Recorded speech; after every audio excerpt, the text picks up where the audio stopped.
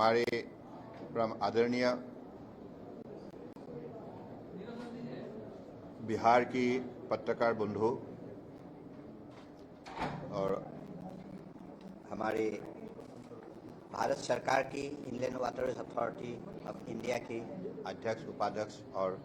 Director, सबसे पहले तो मैं बिहार,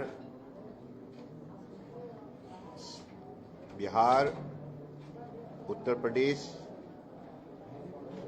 झारखंड और वेस्ट बंगाल सभी प्रदेश सरकार को धन्यवाद देता हूं। परम आदरणीय प्रधानमंत्री नरेंद्र मोदी जी की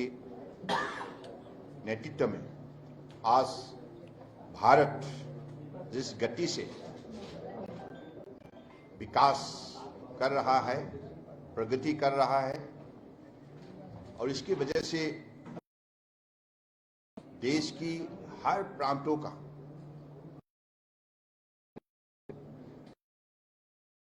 आज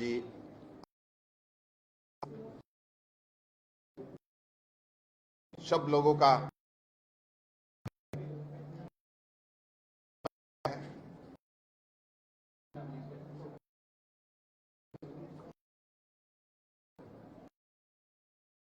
बड़े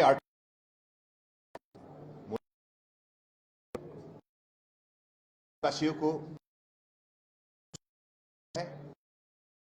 न्याय दिया है। एक सक्सेसफुल हम लोग शिपिंग वाटरवेज ये पुण्य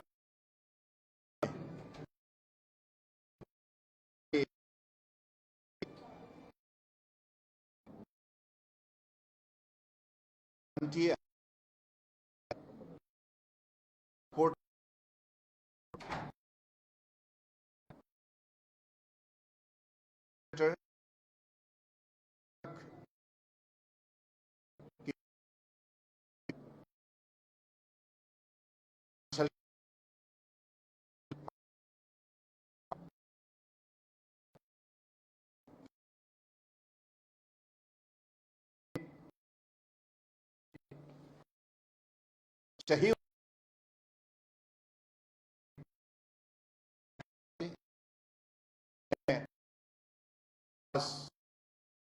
सहयोग के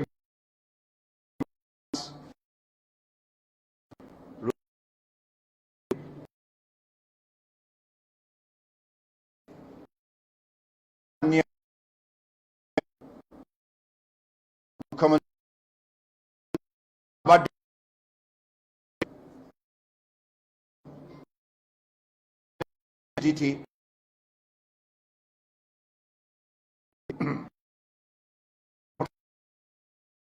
और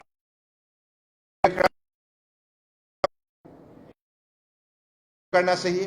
क्वालिटी इंप्लीमेंटेशन होना चाहिए और प्रदेश सरकार का साथ मिलकर कामों का गति को बढ़ाना चाहिए। तो उसी दिशा पर हमारा मंत्रालय काम कर रहा है। पिछली मोदी जी के नेतृत्व में जो 11 साल की उपलब्धि हमें हासिल हुई है, आप लोगों को भी मुझे लगता है गर्व महसूस होगा, क्योंकि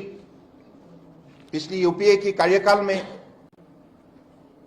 नेशनल वाटरवेज में cargo handling capacity ship 18 million metric ton पर सीमित रहे। लेकिन नई नई पॉलिसी, प्रोग्राम, इनिशिएटिव के वजह से मोदी जी के नेतृत्व में आज जलमार्ग जिस हिसाब से विकास हुई है और इसकी वजह से 145 मिलियन मेट्रिक टन तक हमारे कार्गो हैंडलिंग कैपेसिटी बढ़ चुका है, यानी कि 700% ग्रोथ। तो इसे साफ यही है कि माननीय प्रधानमंत्री जी ने नेशनल वाटरवेज एक्ट 2016 के जरिए यूपीए कार्यकाल में सिर्फ 5 नेशनल वाटरवेज हुआ करते थे, लेकिन माननीय प्रधानमंत्री जी की मजबूत निर्णय की वजह से और सही कदम की वजह से 5 के बदले 111 तक नेशनल वाटरवेज बनी गई और इनमें से आज 29 हमारे नेशनल वाटरवेज ऑपरेशनल बन चुका है। यूपीए के कार्यकाल में 3000 का लगभग ऑपरेशनल उनकी वाटरवेज थे, लेकिन अब 5500 से अधिक ऑपरेशनल नेशनल वाटरवेज बन चुका है। तो इसलिए जो जलमार्ग में जो विकास हुई है और इस विकास की वजह से आज हर प्रदेश को इससे बहुत बड़ा लाभ मिला है। विशेष रूप से किसान हो, युवा हो, ट्रेडर्स हो, हर वर्गों को अपने अर्थव्यवस्था को मजबूत बनाने के लिए, 2 वक्त का रोटी इज्जत से निकालने के लिए सबको मौका मिला है। तो ऐसा एक माहौल, जिस माहौल के जरिए अगले दिनों में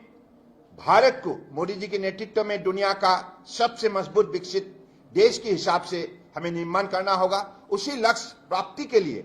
हर मंत्रालय के नई नई कदम उन्होंने अपनाया है और उसी हिसाब से पोर्ट शिपिंग वाटरवेज मंत्रालय की तरफ से भी अलग अलग कदम रचना की गई है। और आज आप लोगों ने देखा, जैसे आज हमारे सारे प्रदेश के हमारे जो भी प्रतिनिधि रहे, उनकी जो आग्रह है कि बनारस से हल्दिया तक कैसा इंफ्रास्ट्रक्चर फैसिलिटी होना चाहिए, कैसे स्टेट ऑफ आर्ट फैसिलिटी होना चाहिए, इन चीजों को उन्होंने उल्लेख किया। तो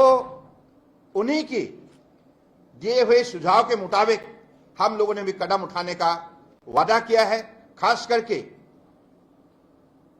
बिहार सरकार की यही आग्रह है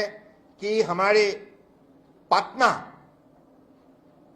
हमारे नेशनल वाटरवेज की एक वाटरवेज के हब बने। तो एक हब बनने के लिए जो भी व्यवस्था चाहिए, खास करके वेसल रिपेयर फैसिलिटीज और इलेक्ट्रिक कैटामरन यानी कि ग्रीन वेसल और वाटर मेट्रो यानी कि टोटली पोल्यूशन फ्री हमारे सीमलेस हमारे वेसल मूवमेंट और साथ साथ में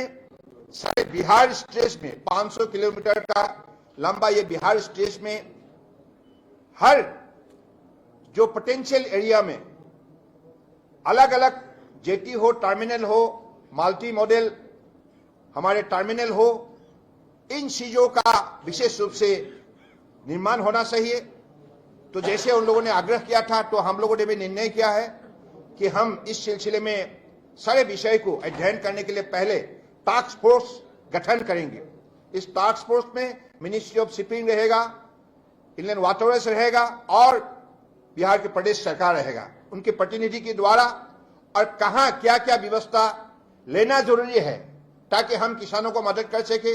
छोटे छोटे व्यापारियों को मदद कर सके, हमारे विद्यार्थियों को मदद कर सके, हमारे गांव के लोगों को मदद कर सके, हमारे विशेष रूप से